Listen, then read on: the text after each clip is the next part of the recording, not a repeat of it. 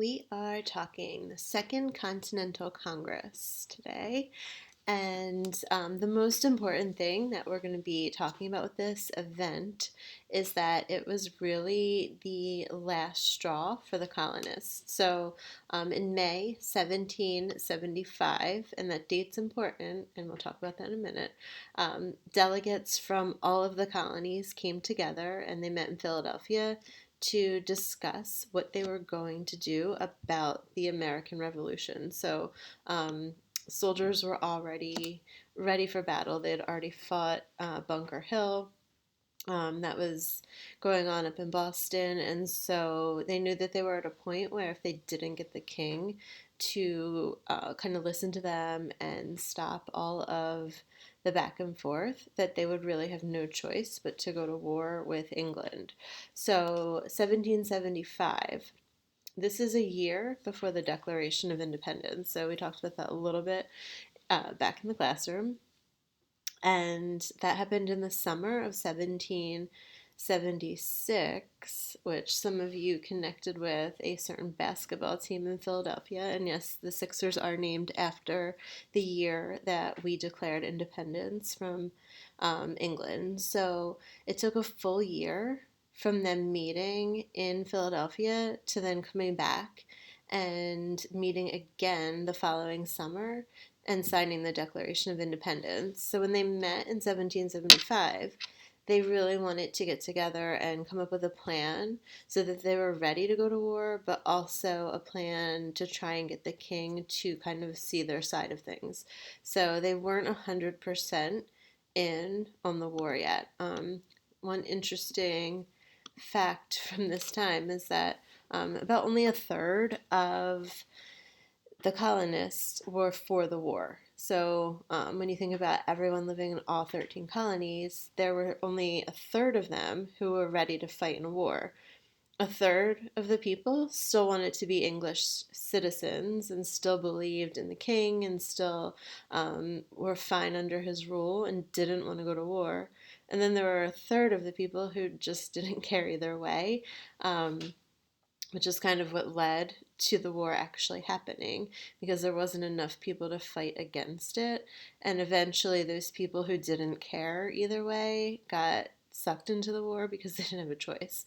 So, a little bit of interesting history there. It wasn't everybody wanted this, it was a small group. Not even half of the country wanted this. And because they were so for it, they ended up pushing their way into the war, which, of course, we know how that ended.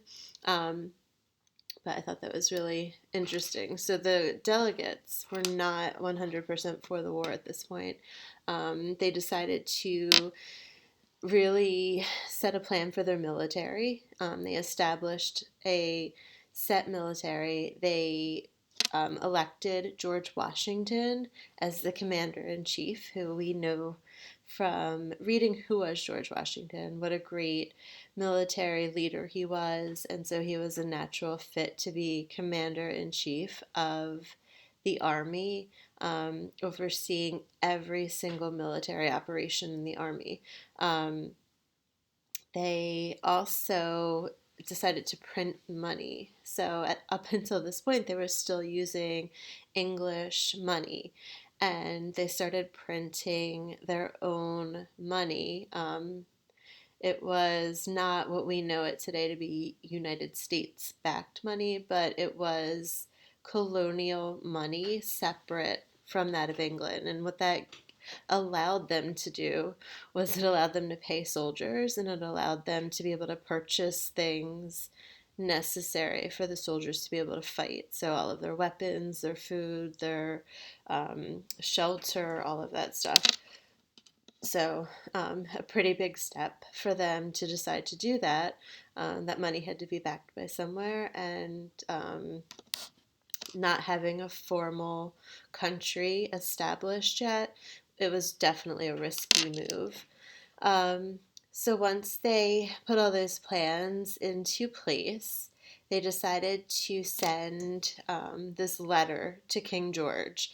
And it was basically saying that they wanted to remain loyal to England and work out their problems. So they gave it one last effort to try to work with him, and it was called the Olive Branch Petition.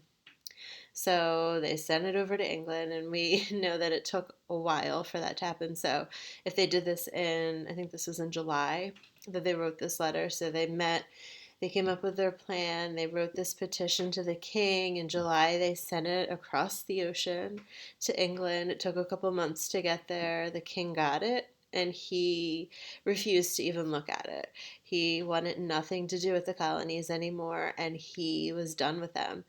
So by the time word got back to the colonies that the king wanted nothing to do with even talking to them anymore, these German soldiers had already arrived in the colonies. So the king hired German soldiers, and they are called Hessians, to come over and try to enforce the king's law on the colonists. You can imagine how they felt when all of these German soldiers started showing up in the colonies. They were not happy. So that was pretty much the last straw for the colonists. Not only did they have the British soldiers looming around the big cities, they also now had all of these German soldiers who were going to try and kind of beat them down, back under control of the king, and the colonists were not having it. So, again, that took shape over the course of that year. During that time, there were little battles still being fought between the colonists and the British soldiers. And so then by the summer of 1776, so the following year, those members met again. And that was when they wrote the Declaration of Independence, which we will get to next week.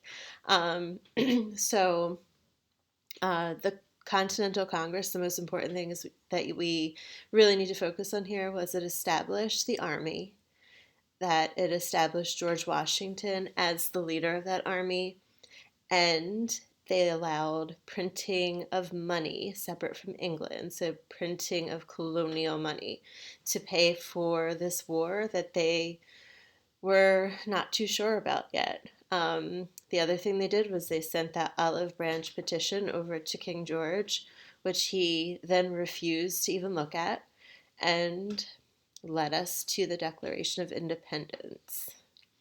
All right, so once you are finished watching your next video, go ahead and fill in your Google form, and hopefully it'll be pretty easy.